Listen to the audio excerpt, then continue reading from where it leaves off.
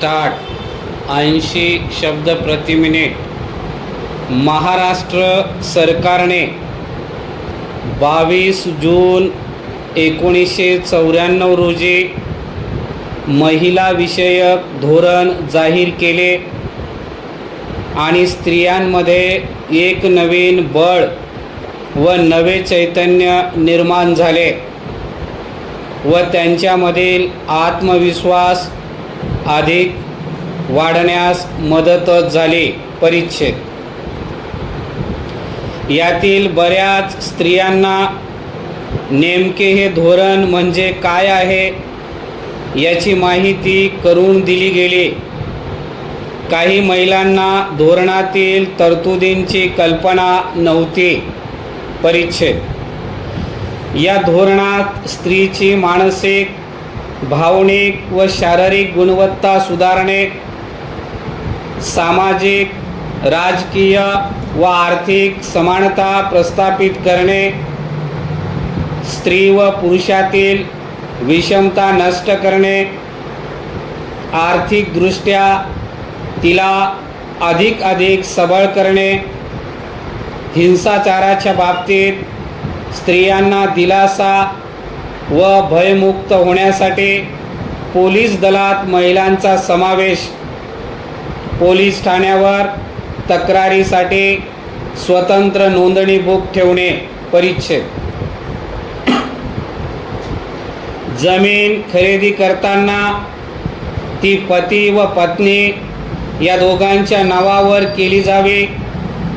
असंघटित महिला, मजूर व कामगार यांच्यासाठी नवीन कायद्याचा विचार, प्रत्येक क्षेत्रातील नव्या दिशा व नवीन योजनांचा फायदा सर्व वर्गातील व स्तरातील महिलांना मिळणार आहे। 40% विकासाच्या योजना महिलांना केंद्रस्थानी मानूनच करण्यात येणार आहेत। स्त्रियांच्या प्रशिक्षणाची यंत्रणा उभी करण्याचा संकल्पही शासनाचा आहे।